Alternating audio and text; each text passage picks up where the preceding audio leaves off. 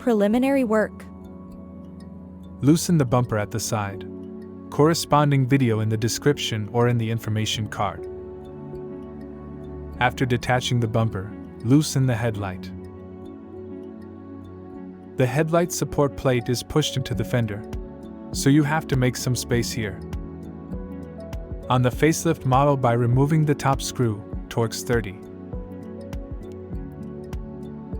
And the 2 screws, Torx 30, of the carrier plate. Then either loosen the headlight or dismantle it completely.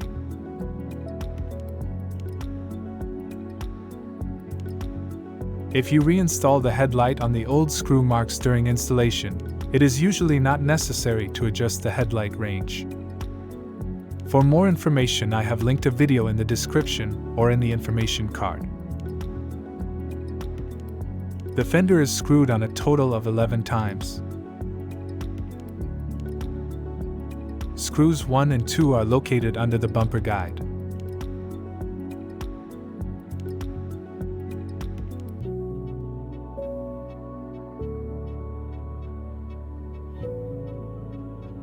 Unscrew the guide and remove the underlying screws, Torx 30.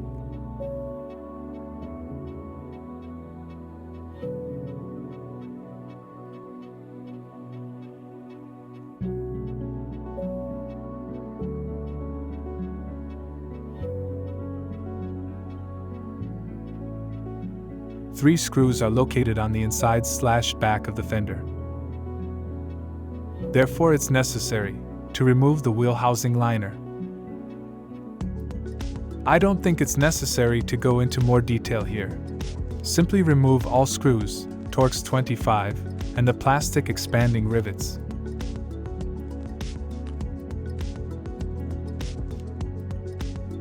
With the plastic expanding rivets, first lever out the inner part and then the outer part.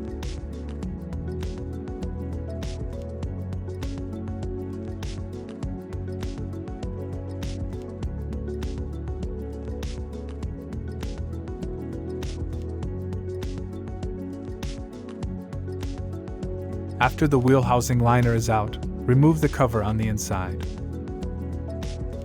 It is fastened with 2 screws, Torx 25.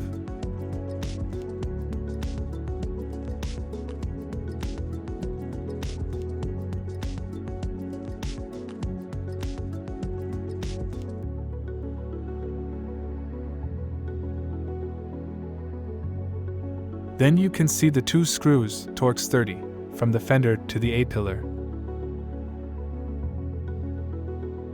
And the screw, Torx 30, fixing it to the rocker.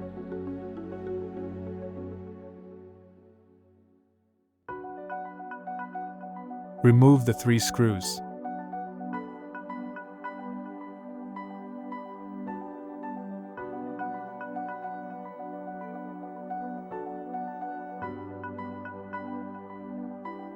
The fender is attached to the rocker with 2 screws, Torx 30, on the underside. The screws are coated with sealant and paint.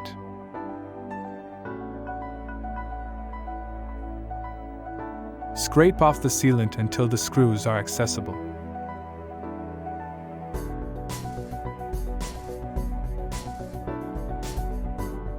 Then remove both screws.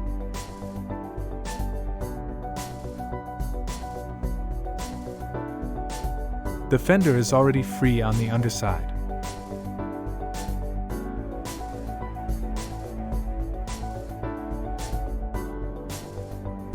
One screw is located at the upper end. It is freely accessible. Open the door and remove it.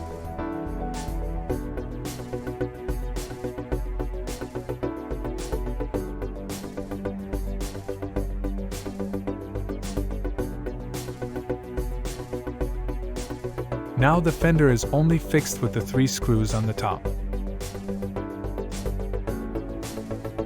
All 3 screws are freely accessible and can be removed.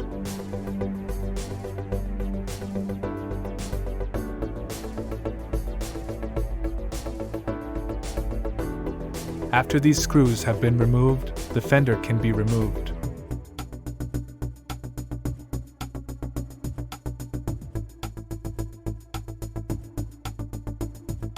Before reinstallation.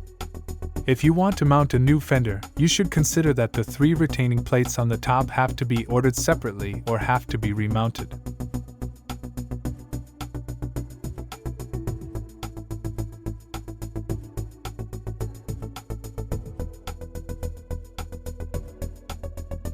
If the fender is not too badly damaged on the top, you can drill out the retaining plates.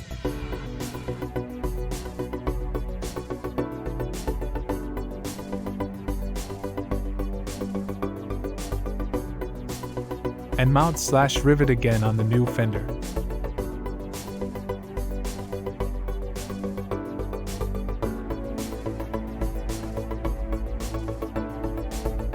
All required tools, helpful videos and possible spare part numbers are in the description.